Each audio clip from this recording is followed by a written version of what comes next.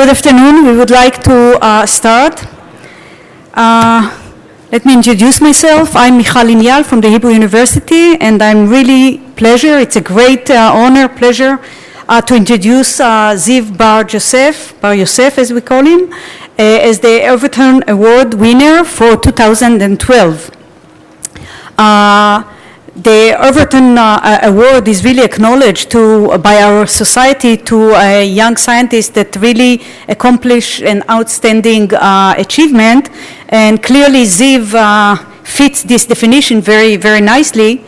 Ziv started his education in the honor program at the Hebrew University in computer science and mathematics. He completed his master, and the title of his master is Statistical Learning and Multi-Dimensional Textures. I think at that stage he didn't know how to spell biology, but it did change. He moved to MIT and he completed his PhD at 2003, mentored by David Gifford and Tommy Jacola on inferring regulatory networks from high throughput biological data.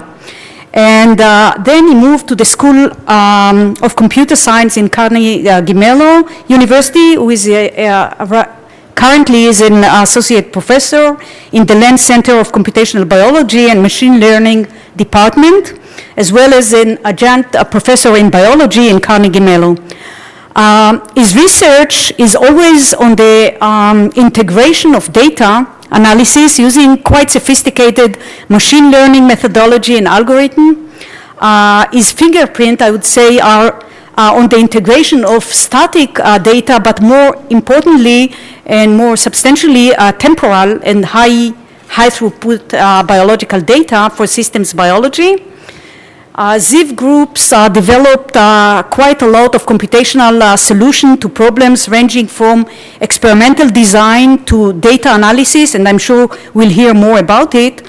The questions that are always dealt in his research deal with how biological system basically operates and what makes them so robust. And Ziv is an active member in this society, but not only this, also in RECOMB, he just served as a co-chair for the regulatory network meeting, satellite meeting, and is currently in the editorial board of bioinformatics and so on and so forth. But just before giving Ziv the stage, I should say that Ziv, despite the fact that he was, he published in Science and Nature and Molecular Systems Biology, Genome Research, I think he is most proud of his achievement as a marathon runner. He did more than 15 marathons, and maybe if you go to his website, you see that most of the marks there are on achievement on his timing, which is really impressive to all those marathonists in the audience. He did below 250, so it's really impressive.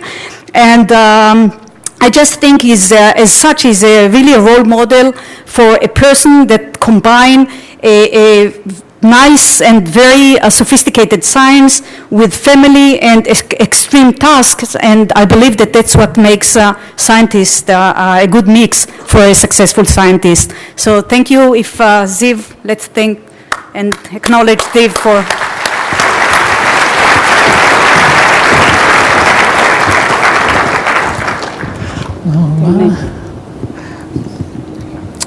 So thank you, Michal, for the wonderful introduction. I also want to thank the selection committee, the ISCB. This is really a great honor. As someone who's been to many ISMBs, I've been to these talks before, and it's great to be able to give this talk in this meeting. So I'm going to talk today primarily on our work on understanding dynamic biological processes. But I want to start with some perspective, some personal perspective on this area, which is primarily intended to the younger folks in the audience, to the students and postdocs. So I attended my first ISMB meeting. In fact, I presented my first paper in computational biology at ISMB in 2001. And that meeting was held in a wonderful concert hall in Copenhagen, Denmark. And my presentation, my talk, was scheduled to the last session on the last day. Now, unfortunately for me and the other speakers in the session, ISMB in 2001 was in Tivoli Gardens, which for those who don't know, it's the Disneyland basically of Copenhagen of Europe, maybe. Well, they have Euro Disney, but it was a pretty nice amusement park. And I figured that people will come for the first few days. By the time that they get to my session, they will realize that they are in this amazing amusement park, and they're on their way home. They might as well try some of the rides. And indeed, nobody showed up to my talk.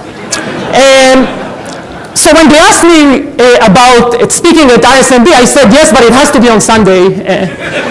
Otherwise, who knows who's coming. Okay. I guess fortunately for me, the paper I presented there did a bit better than the talk. And it actually became one of the more highly used methods that we developed. It's work we did on something we called optimal leaf ordering, and later the MathWorks, the creator of MATLAB, implemented it, and it's now part of the bioinformatics toolbox, so some of you may have seen it and maybe may have used it as well. But that's actually not the main reason I wanted to bring ISMB in 2001. The thing that I felt during that ISMB was really this excitement in the air. It was around the time that the draft human genome was coming out. A year or two before that, microarrays were entering the scene.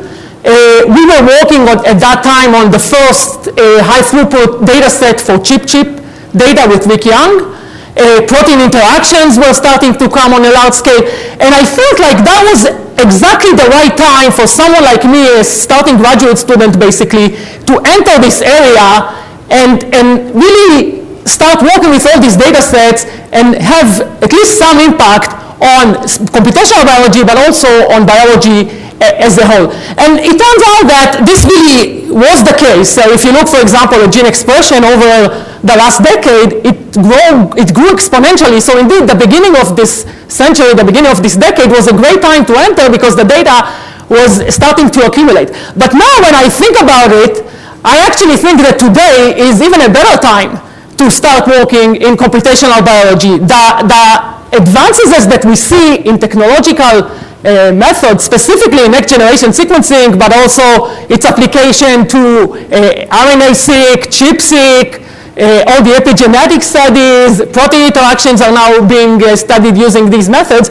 I think if you are a student or a postdoc working in this area, I think this is a great time to start or be a starting scientist in this area. So it's great to see that 10 years later, we're still at the same stage as a society. Okay, so I'll turn over to some of our work. And my main focus today is going to be on work that we are doing on the molecular level. But we're also looking at a few other levels. One of these is the work that we do on the cellular, or looking at dynamics at the cellular level. And one thing we are looking at that level is how biological systems relate to computational systems. So it turns out that at least in some cases, in order to understand biological systems, you may want to ask yourself the question of what exactly are they trying to solve? And in some cases, the answer is they're trying to compute something. And if you look at it more closely, there are actually more relationships between computational problems and computational solutions and biological systems than maybe initially meets the eye. So both are highly distributed. Both employ a lot of networks. Both reuse components, so there are some signaling pathways that are reused over and over again in a lot of different biological processes. And both rely on stochasticity. And if you take that into account, you can use it to solve what seems to be maybe contradictory results. So for example, there was some discussion a few years ago about very surprising and contradictory results by comparing chip-chip data to perturbation data. And it turns out that if we look more closely, the reason why we get this discrepancy may have to do with computation and specifically with some backup process that the cell is employing. Similarly, or maybe another direction, is to use biological systems to tell us how to improve computation. So we looked at how fruit fly develops, and specifically how fruit fly nervous system develops. And it turns out that during the development of the fruit fly nervous system, the fly solves a problem that people have been looking at in distributed computing for over 25 years. But the interesting thing is that the fly solves it in a novel way, which in some sense is more efficient than what people knew how to do in computer science. And if you take the fly method and basically translate into an algorithm, it provides a viable and useful solution, at least for some of these problems. So that's work on the cellular level. We've also been working for a few years on how to look and integrate and compare data across species, and specifically temporal data. And in that case, we looked at specific biological systems, including immune response, cell cycle, and some drug response. And we have been developing some methods, some tools for this. One of these tools that I like to point out is something that we call expression blast. And that's a tool basically that mines the entire GEO database, so hundreds of thousands of microarrays, and lets you do queries, not just based on text, but based on expression values, both within and across species. So if you are interested, you should definitely give it a try. Another direction we are moving into is RNA-seq data, and specifically for cross-species analysis, the advantage of RNA-seq is that you can do de novo studies, unlike microarrays, for example. And if you have species that doesn't have its genome annotated, which is basically the vast majority of the species, you can still study it, but you need to develop methods for correction of that data and for assembly, and we are looking into that.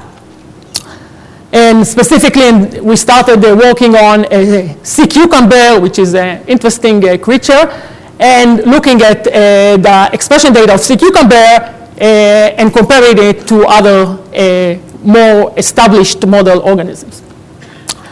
Finally, for this part, there's a lot of data, for example, for yeast, which is very well annotated. There are great databases for example, protein interaction.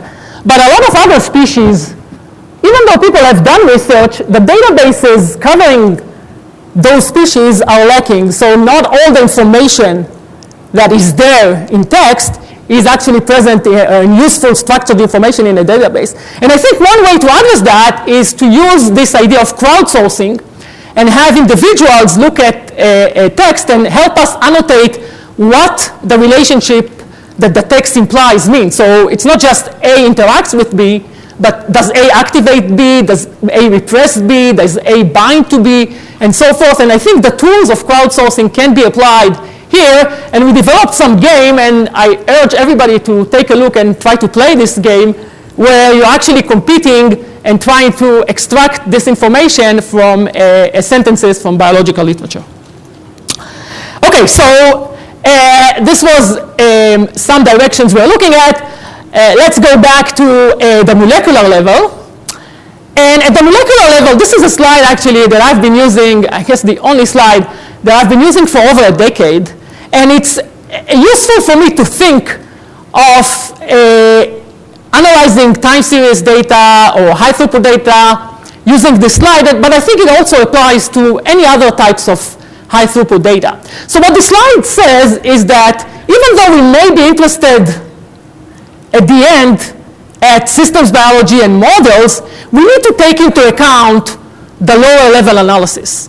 And if we miss or if we don't pay enough attention to these lower level analysis, there's no chance that our models will provide usually, or they won't provide, at least not the entire information that we can get through them, and in most cases they won't provide any information. So let me discuss some examples. So for example, when you design a time series experiment, that something we have done or worked with people for several times, if you don't capture the sampling rate correctly, then you're going to miss key events, and now whatever sophisticated method you have for integrating data, for modeling it, it's not going to be helpful if you don't have the right sample or the right time point that you measured. Similarly, when you do data analysis, right, if you don't have a good way to assemble RNA-seq data, then you don't get good information about which transcripts you have, and then you can't assign values. And again, if you have a lot of very sophisticated modeling strategy, it's not going to help you unless you paid attention to these lower levels. So I think it's important to look at these lower levels at least before you start, and sometimes you need to pay close attention to those, maybe at least as much as we pay to systems biology. And we've been working on these, and I think the interesting thing for me is to see how the dates change when you go from one level to the other, how our focus changed, but I guess once you solve some problems on lower levels, you can go up. So for experimental design, which surprisingly actually, even though I think it lies at the basis of all of the high throughput work, I think there's still a lot of room for work in that area, even in time series analysis and a lot of other types of high throughput technologies or methods. We looked for time series data at some quality control issues related to time series. We looked at what other complementary data we can use in order to be more confident in the time series, looked to some extent at sampling rates, and again, I think there's still work to be done there. We also looked at data analysis. How do you represent time series data? So we sample at relatively few time points, but we have this huge amounts of values for each time point in gene expression studies. So how do you represent them? How do you basically take into account the fact that you have this high-dimensional data sets? We looked at how to find differentially expressed genes in time series data. How do you align? So if you take data from different patients that respond more or less on the same way to a drug, but have different time scales, how do you combine that data together? We also worked a lot on pattern recognition, and again, when I prepared this slide, it seemed to me that ISMB was particularly interested in this type of work. So a number of clustering methods, a number of classification methods for time series data. And again, clustering is maybe not the focus of this community anymore, and there's been a lot of work on clustering, but surprisingly for me at least, it seems to be one of the most widely used methods by experimentalists. So one of the methods we developed for clustering, which we presented at ISMB in 2005, is the method we call STEM for clustering short time series data. And since then, we see every year tens of papers that basically, biological papers, that basically include as part of the results a screen capture from STEM, from this time series, and I think that hasn't gone down over the years. So even though this is something this community has focused a lot on, biologists still are very interested in this and are using it quite a lot. Okay, so this has been the lower levels, and these are all very important, and we worked for a long time on them. But today I want to focus on the next level, which is the models and systems level.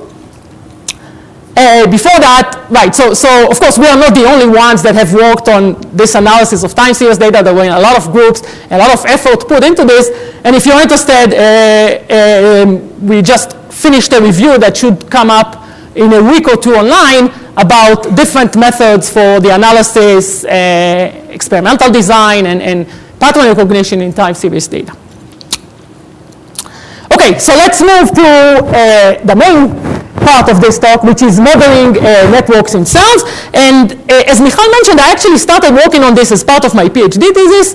This is some work we did back then with Rick Young and his group, integrating gene expression data with protein DNA interaction data. In that case, it was chip data. And if you look nowadays, people are still coming up or still working on methods to integrate different data sets and put them together in networks. So this is a paper from Aviv Regev's group on immune response.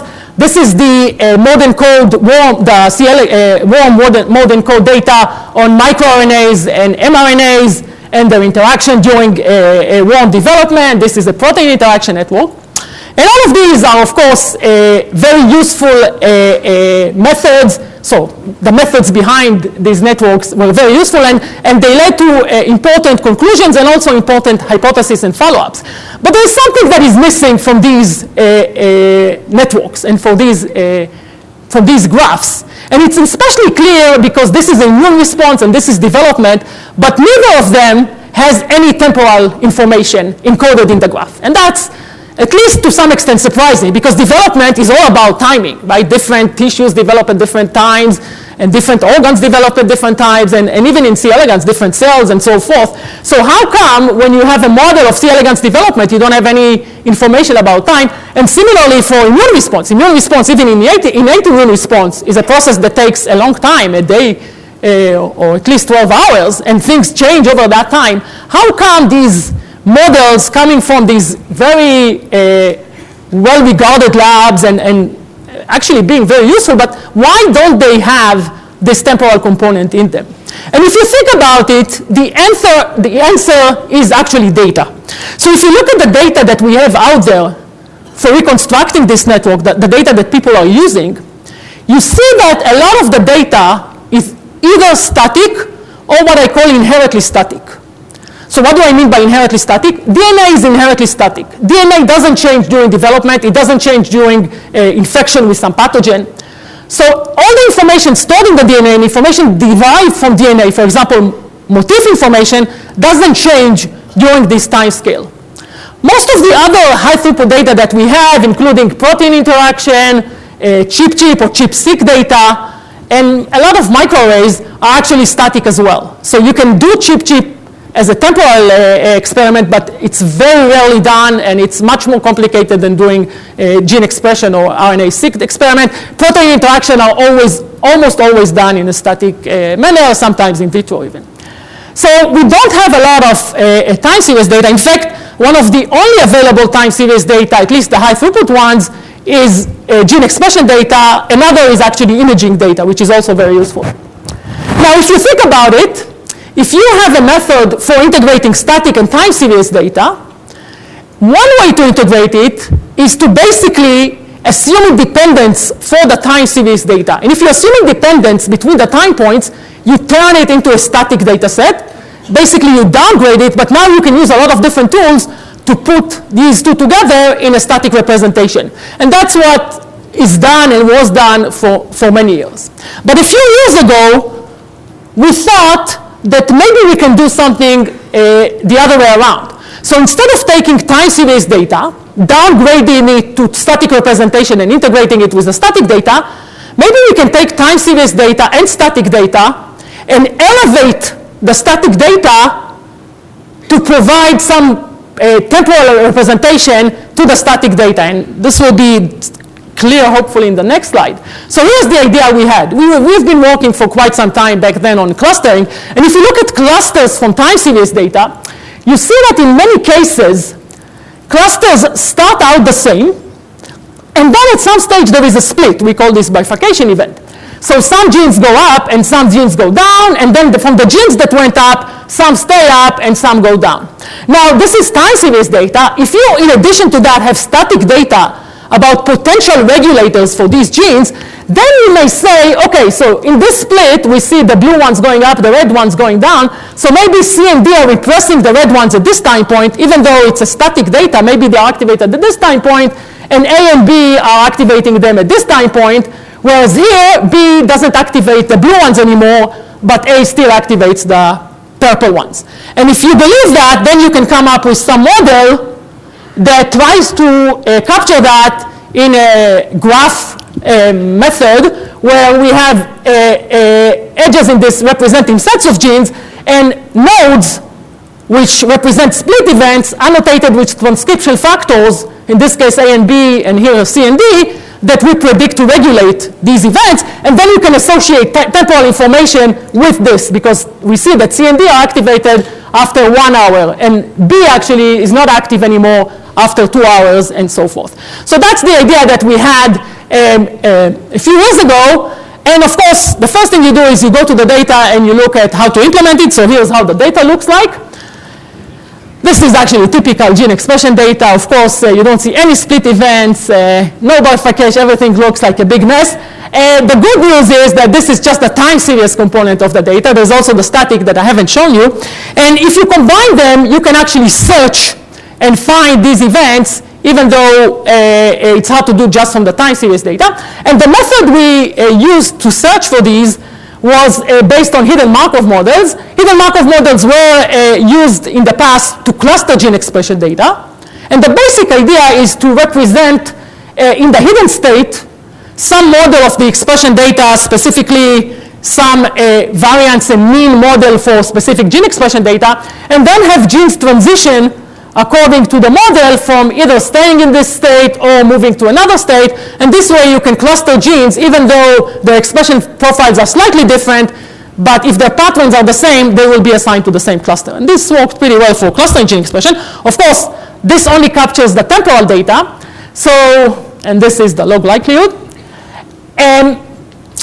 So in order to extend it to take into account the static data, we moved to an extension of hidden Markov models, which is called input-output hidden Markov models.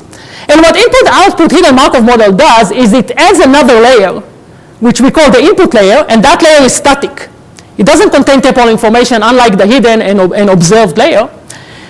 And it influences the transition probability. So what is the meaning of this node? Basically, if you have a gene that has some expression value and it ends up in this node, then the probability that it will go up or down depends on its expression at this stage, but it also depends on the static information. And specifically for static information, I mean it depends on the protein-DNA interaction that can control this gene. So if you have chip-chip data, if you have motif data, you can encode these as static data set, and then you can use that, and we use the specific model called logistic regression to learn the effects of these. And you basically, for those who are more familiar with HMMs, you just need to make a relatively small change in the transition probability matrix. Instead of relying on the previous state, you rely on the previous state and the input static data. Okay, so this was the basic model we came up with. And here is an example of what such a model can give you. So this is taking data about yeast response to amino acid starvation and modeling it with DREM. And what you get here is you get a set of paths. Each path corresponds to a set of genes. So it's like you can think of it as clusters of genes. But in addition, you get the transcription factors that are predicted to activate or repress these paths, and you get temporal resolutions. So for example, the model predicts that GCN4 and CBF1 are the master regulators of this response, and then there are some secondary regulators, and it turns out actually that this does recapitulate a lot of known information in the literature. And then you can do some other types of analysis, like Go analysis, to see that really putting these two together helps. But I think the more important thing is that because you have a lot of static information and you don't know exactly what transcription factors are involved in the process, you can actually come up with new predictions about which transcription factors are involved, but as importantly, when they are activating the gene. So this gives you specific hypothesis which can be translated into specific experiments to test whether this transcription factor activates the gene and when that happens. And we validated a number of these predictions. Another thing that you can do with such models is start looking at more mechanistic questions. One thing we're interested in is what's going on when cells rewire. So when cells respond to stress or to other types of perturbation, some transcription factors are binding new targets, whereas others seem to remain the same. So the targets don't change between the stress response and normal growth, for example, YPD in yeast. And that looks strange. Why do some transcription factors remain bound to their targets, whereas others only are bound under the stress condition? But once you have this type of models, you can start answering these questions by dividing the transcription factors into what we call primary and secondary. The primary transcription factors are the ones that we see in different stress. So this is amino acid starvation, but we did it for other types of stresses. And primary are the ones that control the initial response, whereas secondary control the later responses. So once you have a cascade, you can find those. And it turns out that these display very different regulation and binding. So primary transcription factors, which are the blue ones here, are actually not very much transcriptionally regulated. And so for the most part, they don't change in expression after the introduction of stress, whereas the secondary transcription factors seems to be activated after the stress, so they are transcriptionally regulated. I think interestingly, it seems like primary transcription factors are not changing their binding too much after the introduction of stress. So basically, they are sitting at their targets, they're waiting for a signal. Once the signal comes, they can react very quickly. In contrast, secondary transcription factors are changing their binding quite a lot after the stress. So basically, they are not bound before, and then they bind later. So this is some mechanistic, and you can do some other types of analysis once you have these models. And DRAM, which we initially tested on yeast, has been applied by us and several other groups to a lot of different studies, a lot of different responses. This is some examples of E. coli. This is work on immune response. This is work on stem cell differentiation. And I mentioned the modern code data, the warm data. This is the other modern code paper, the Fly modern code paper. And in their paper, they actually do have a dynamic model. This is basically, I think, the last figure in their paper where they put a lot of the data together. And this work, by the way, wasn't done by us. This was done in Manolis-Kelly's group, where they put all this data together. And they present the temporal basically development in fruit flies. Okay, so DRAM works. It can be applied to a number of species. But as I said, it still suffers from a number of problems that we were interested in looking at and maybe starting to see how we can address. So one of the major problems we had with DRAM is the fact that these regulators that we predict to control specific splits basically come out of nowhere. Some of them we can explain by transcriptional regulation, right? If they're activated by the master regulators, then that's why they're activating later in time series. But how do we explain the master regulators? Who is activating them? And DRAM doesn't give you an explanation, it just tells you this transcription factor is activating this set of genes. So that's something that we actually missed. And we had a few other things I may just have time to tell you about. Another development, which is what about other regulators? So DRAM so far primarily uses transcription factors, but what about microRNAs, for example? How do you incorporate those into the analysis? But let's start with who controls the master regulators. And if you think about responses in general, in many cases, you have a set of proteins, relatively small set of proteins, which are either receptors or sensory proteins. They sit on the cell membrane or inside the cell.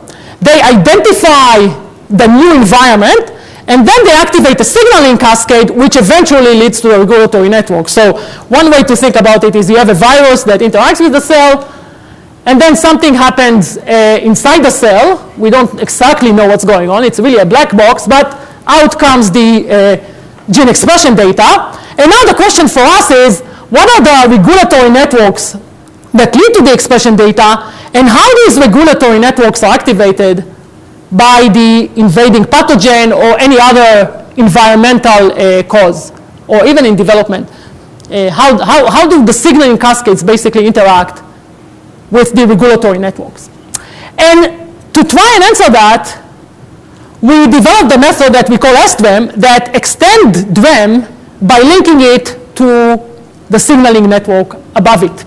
And the idea of SDRAM is that in addition to the time series expression data that we always use, which is condition specific, we also have access to a few usually either receptors or sensory proteins that can sense the environment. And if you think, for example, of pathogen-host interactions, there are now technologies, for example, mass spec, that can give you the set of proteins that interact with host proteins that interact with a virus or with a bacteria. So this data is actually available. It's much harder to look inside the signaling pathways themselves, but the host pathogen interaction and some sensory proteins are usually known.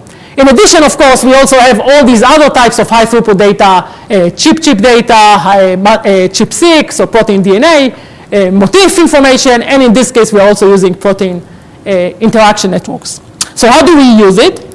So the idea that we had is that if we can find and explain how the TFs were activated and link that to the pathogen or to the environment, then we can get a full circle of starting with the causal effect, which is the pathogen, and going to the expression data by using DRAM. So the thing that we made, so we had this, we wanted to use this to determine which transcription factors are activating, but we didn't have a good method to identify what are the transcription factors that are actually targeted by the pathogen. And it turns out that you can address this by looking at paths between specifically proteins and the transcription factors if you have a good set of transcription factors. And for that, you need to make some assumptions. For example, we assume that the paths are not too long. We assume that they start at some source and end at some target, but you also need to assign direction to the edges. If you look at protein interaction databases, most of them are, almost all of them are undirected, but the flow of information that we are looking at is usually directed. Now, sometimes the direction doesn't matter, for example, if you have a complex, but a lot of signaling pathways are specifically directed. So one question we asked is, how do you direct, or how do you determine the direction of protein interaction network? And it turns out that you can actually specify it as some type of an optimization problem, which turns out to be pretty hard, but there are some methods out there that can be used to solve it, and in practice they seem to work pretty well. So we had that component available, or we developed that component, and then we wanted to put it together. Basically take the regulatory part, take the signaling part, and put them together, and this is basically one of the two parts that we get.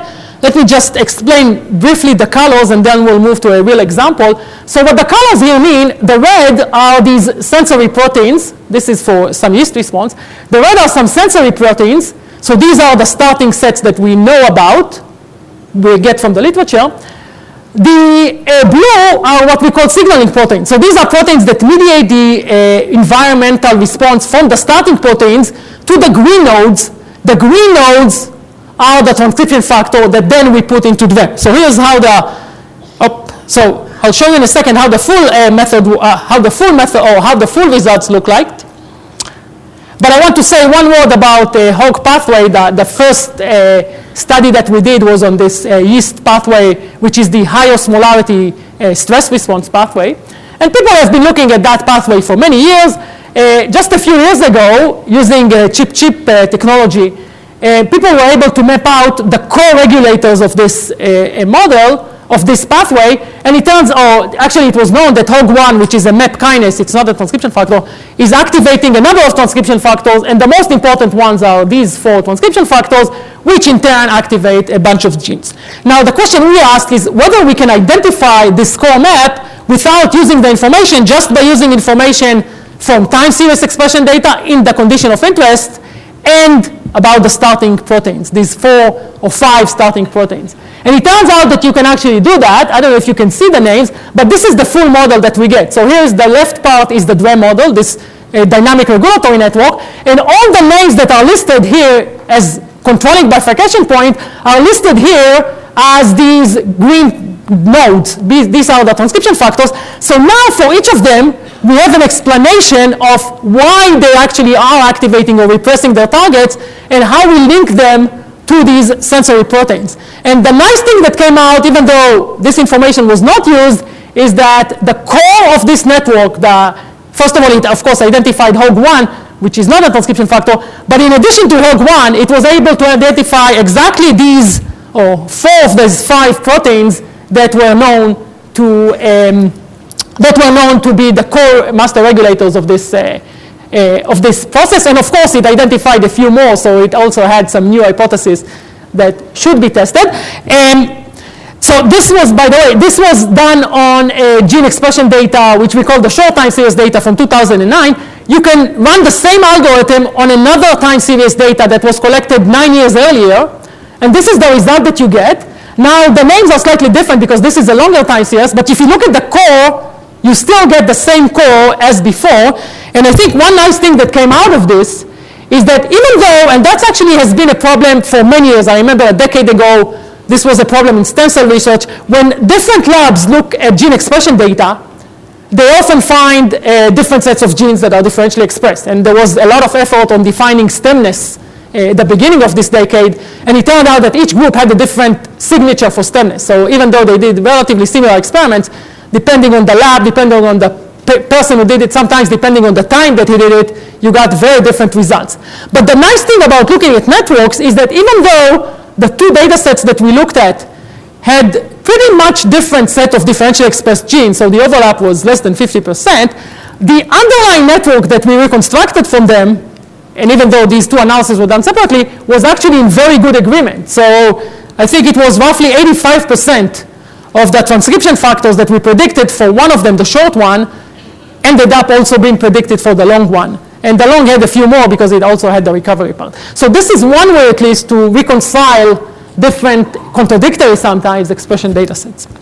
Okay, so this was validating some known predictions, and you can do some more statistical analysis regarding how well the method actually does validate known predictions and assign some p-values, and it turns out that it does pretty well. So we can find roughly 50% of the known transcription factors and roughly 70% of the known signaling. But of course, the more interesting part is, okay, so these were known things. What new things can you tell? And it turns out that there are a number of new predictions here that you can validate. And we did some experimental follow-ups. One thing you can look at is which transcription factors are activated at different time points. And specifically, you can do that for new transcription factors that are not known to be involved. And we did it. This is just a sanity check for HOG1, which works very well. But we also did it for 2 other transcription factors. And you can use, in this case, localization assays to identify exactly when these transcription factors enter the nucleus and see if that agrees with the model. And in many cases, it did. We can also use other types of validation assays. In this case, we did FACS analysis to look at protein levels of these transcription factors. But this, okay, this is something that we could have done before. This is something that relates to the transcription factors themselves. But how do you validate the intermediate parts of these networks? So these signaling proteins, these don't directly bind DNA. They only, we predict at least that they only mediate the environmental effects to the transcription factors. So what we decided to do is focus on these nodes, on these green nodes, on the green nodes, and ask what happened. Sorry, it's the blue nodes.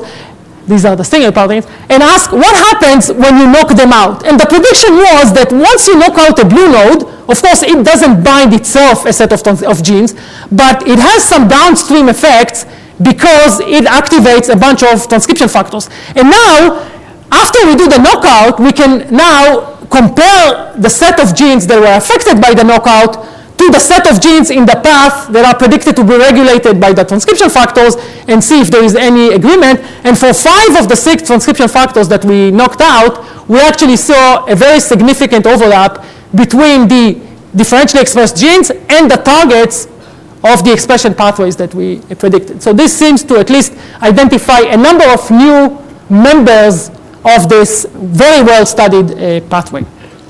I want to mention one point before I move to some other application of this. So one thing that comes actually over and over again when people talk about protein interaction network is the fact that these networks are not complete. And people have, including our group, looked at a number of ways to predict protein interactions. But usually these are general methods that try to integrate a lot of different types of data sets into the prediction. Here we have a very specific response pathway, and we are trying to identify or determine a very specific pathway for a response. And it turns out that you can define a computational model that says something along the following lines. So basically, this is the model that I have. But if I had this edge, it will improve my model so much that I predict that this edge should exist. So basically, you're predicting new interactions, not from all the data out there, but from the information flow that you predict for a specific condition. And we, again, applied it to this HOG pathway, and it turns out that the predictions that it make sense, and we looked, some of them we could actually identify in the literature, but we also validated at least one of these predictions experimentally, and it turned out to be pretty much correct, probably, at least based on our experiment. So this is a way to identify new edges in a condition-specific manner. Okay, so this is applied to yeast. Of course, usually after we apply to yeast, we hope that other people will apply it to other species. In this case, we tried it already on some other work. One example I want to show you is looking at, as I mentioned, virus-host interactions. So there's a number of experiments recently that were done looking at which human proteins interact with viruses. And in that case, we have the starting points. These are the human proteins that interact with the virus. We also have, in many cases, time series gene expression data. And the goal is to identify the pathways that are connecting these. And specifically, we looked at a number of respiratory diseases. Being human, it is much more complicated. But actually, this figure is a combination of a number of respiratory diseases. Specifically, we looked at a number of flus, H3N2, H5N1, and also at SARS. And it turns out that even though these seem to be different types of pathogen or different variants of pathogen, and many times the expression data is not in good agreement, the network that they are targeting is in many cases very similar. So for example, 19 of the transcription factors we predict, and you can see here we color them based on which virus we predict this is a target of, and the quadrants are illustrated in this figure. And you can see that in many cases, these active TFs are targets of many of these different respiratory infections. And in many cases, this is interesting, but it's also interesting if you have something that is unique for one of them and different for the other three. That's another way of looking at that disease. One specific thing you can do with this type of models is now make predictions about what happens to interventions. So if you have flu, right, you can try and target the flu itself, the virus itself, but the virus tends to mutate quite a lot. So these drugs don't seem to at least stay effective for a long enough time. But if you target the host proteins, then you have a much more stable target. And people have been looking at large siRNA studies of knocking out these entire set of human protein and cell lines and seeing what happens to a viral load. And using the network we predict for flu, we can actually, and I'm not going to go into the details of how we prioritize these targets, but if you look at a ranked list of targets that we can predict using the models we recover, you see that they have a very good agreement with targets that come up in siRNA experiments. And I should say this is not an easy task. These experiments identify on the order of a relatively small number of hundreds of proteins, and everybody knows that we have more than 25,000, so the chances of succeeding randomly are very slim, but we actually get something like 40% success in predicting these targets, and we are working with some collaborators on trying to validate new predictions for other flus or other types of predictions along these lines. One other thing that we implemented for DRAM is this. So far I talked about putting signaling networks and regulatory networks. We also looked at how to put other types of regulatory information into DRAM, and specifically how to put microRNAs into DRAM. And microRNAs, I mentioned before that a lot of transcription factors, specifically the important ones, are post-transcriptionally regulated. So you can't really rely on their expression values to determine their activity.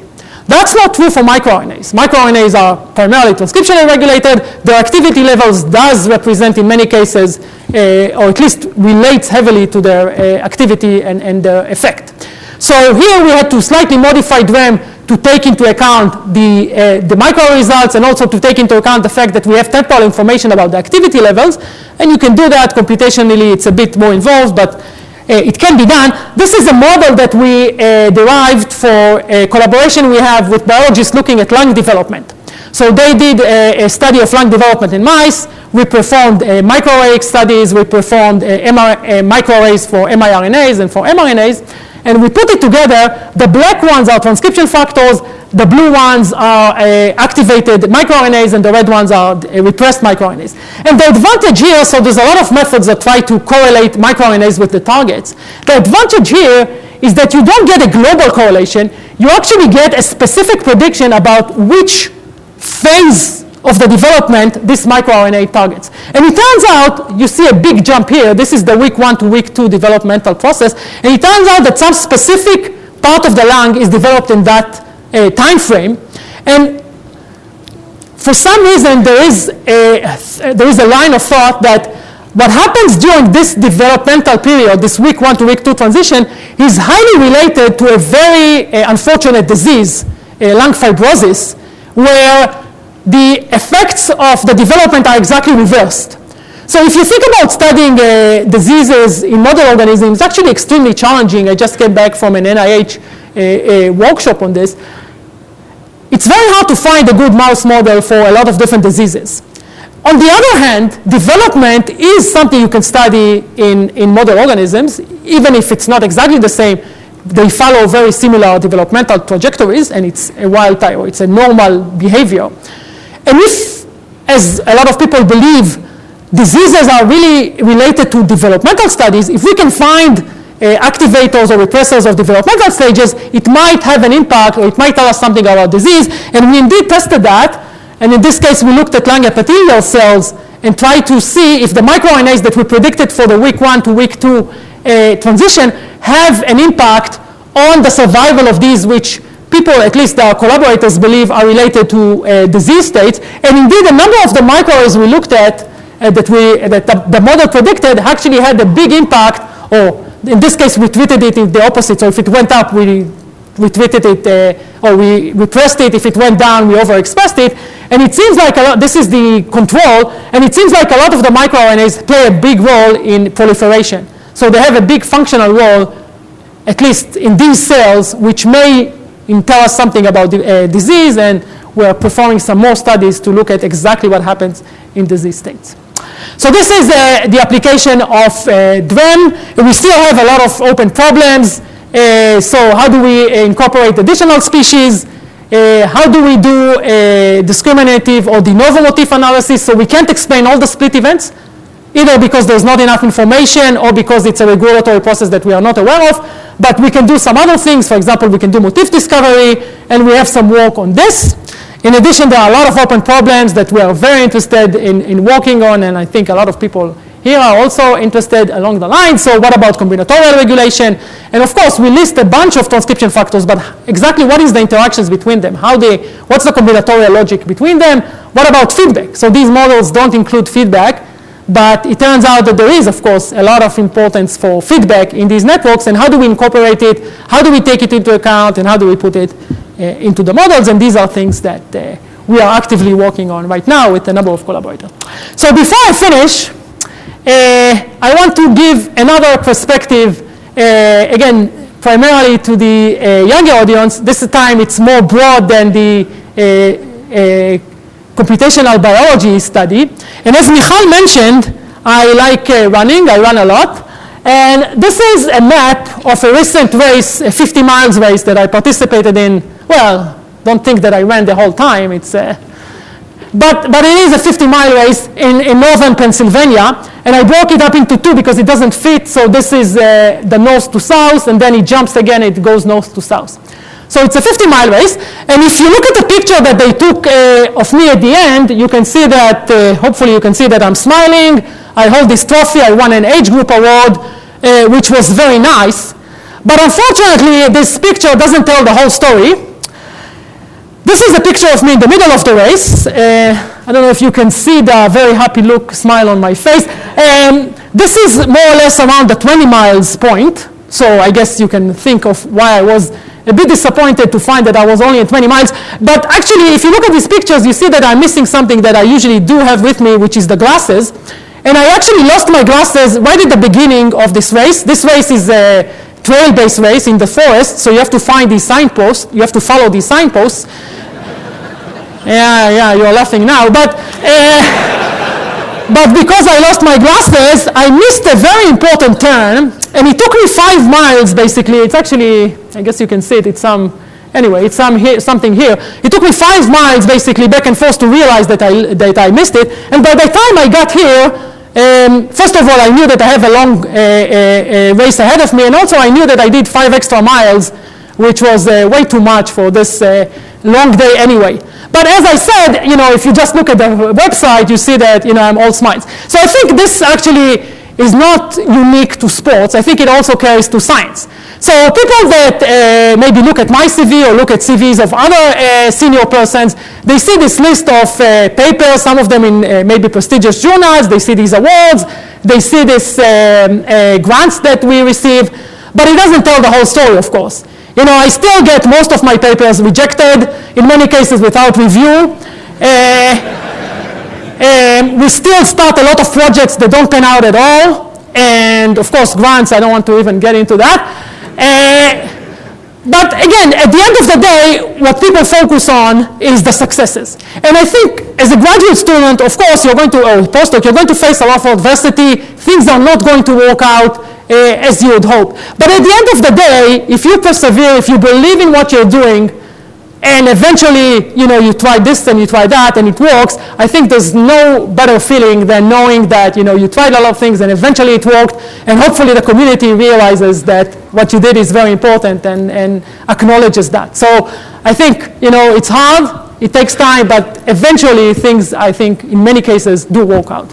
And with that, I want to end by thanking the people who really did all of the work, and these are really the great set of students and postdocs that I had the pleasure of working with at Carnegie Mellon. This is basically why I went to Carnegie Mellon, just because I thought I would work with some of the brightest and most motivated people in the world, and it turned out to be the case. Specifically, Xin and Saket, which is in the audience, worked on the cellular dynamic part. A number of students are working, including Hyson, which is here, and Aaron, which just gave a talk in the preceding session, work on the cross-species analysis.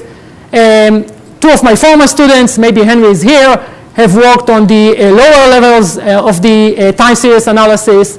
And Jason Ernst, who is now a professor at UCLA, started the DRAM work and was followed by a number of students, including Tony Jeter, which did the SDRAM work, and Marcel Schultz, which is here, and did the microRNA work. And of course, in addition to the students and postdoc, I need to thank a lot of collaborators. We are in an interdisciplinary field. Everything we do is with collaborators. I specifically singled out Itamar Simon. Itamar is a collaborator that I first met when I was a student, and he was a postdoc at MIT.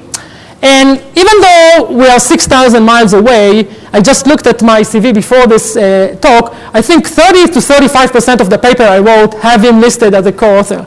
And this is, in this area, I always say, we really want to have experimental results, at least in the computational studies. But sometimes the experimentalists don't care too much, right? Why do they care if your model predicted this or if your model predicted that? Similarly, we usually don't care if someone comes to me and says, I really want you to find this set of differentially expressed genes.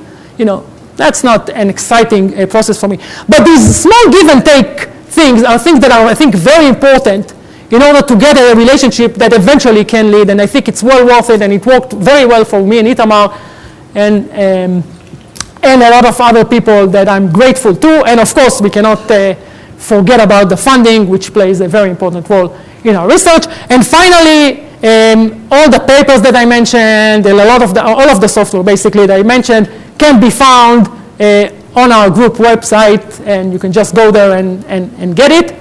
And that's it. Thank you for your attention.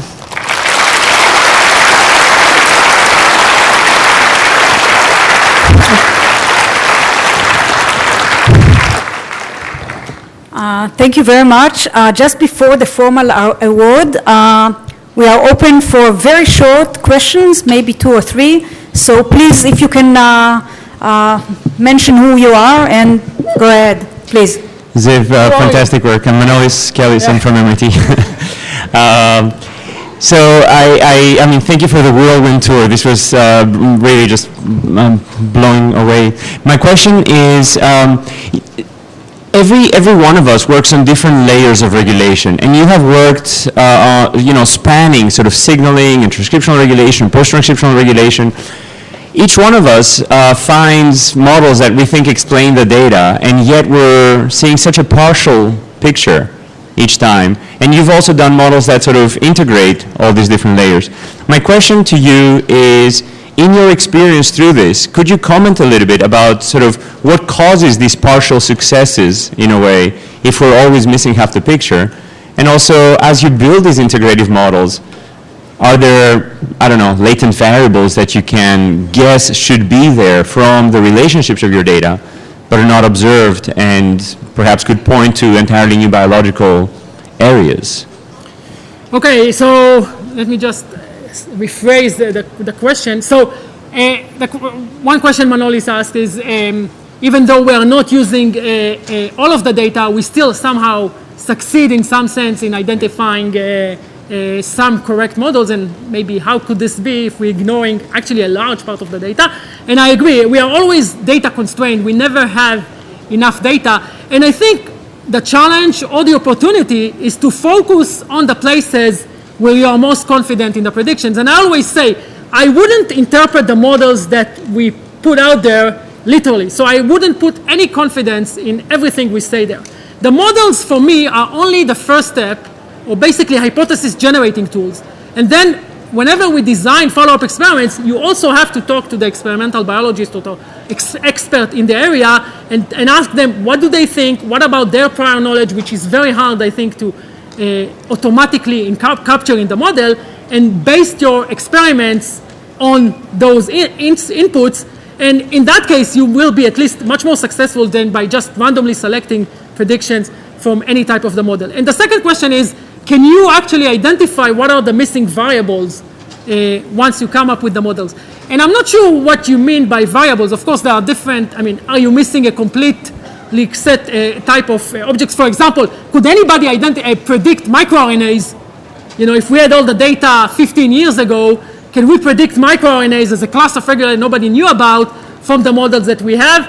My answer to that, at least from the models that I'm working on, I doubt it. But if you mean by variables, what are the experiments for specific types of data that we are missing that we think would help us have a better model, or how iteratively to improve our model by doing more experiments? I think I mentioned some of these, and I know you have done those, and a lot of other people. I think this can be done, again, not always accurately, but much higher success than just one. So maybe just a short question, short answers, please. Okay. Thanks for the wonderful talk. Transcription is controlled by many factors. My question is, what do you think of epigenetics or the sequencing genetics data? Do you think is it possible to integrate the epigenetics data or sequencing data to your model? Thank you. Yeah, so the question was, how do we integrate epigenetics data, which I didn't mention at all. The answer is definitely. I think epigenetics data, and I didn't mention, but we did some work on trying to use epigenetics data to infer. So one input to our model is a set of transcription factors and a set of targets that we think they can regulate. They don't have to regulate, but they can regulate. And we actually did some work on trying to use epigenetics data to predict this, and this turned out to be at least for the data that we looked at, it worked reasonably well. I think there's more opportunity for that. I always say there are some methods that basically take all the data, put it together in some Bayesian framework, and come up with a classification result. I am more of the line of thought that if you come up with models that take into account not just the data that you have, but also what's the mechanistic role in the model, you might get better results. So putting it specifically into them would be great, but I still haven't figured out what is exact or how to model the mechanistic contributions of these. But it should be done, I agree. Maybe the last question over there, please. I'm Tintioli. I'm a postdoc. Stay with us so you can ask him offline. Okay, so my question is very quick. So for the network that you predicted, do they reflect the direct interaction or not? Thank you. Yeah, so the networks that we develop have directions. So yeah, they reflect directed interaction. And I mentioned some experiments that we did for the missing edges. And in that case, the interaction was predicted to be directed, and the experiments were based on the directionality. And it worked. Again, I'm not saying that all the directionality that we predict works, but you can do some statistical analysis and show that at least many of them are correct. Thank you. So just before, now after Ziv gave his talk, now it's the time to give them a award. I mean, before it was too early. I mean, before the talk didn't go well. Yeah, sure. So I invite the president of the society, Berkat Rost, to give the award, and thank you again. Thank you very much. It's a great honor. What's the price? You should put the medal. This is the medal you can put on this. Yeah, I don't have enough. Can I have a photo?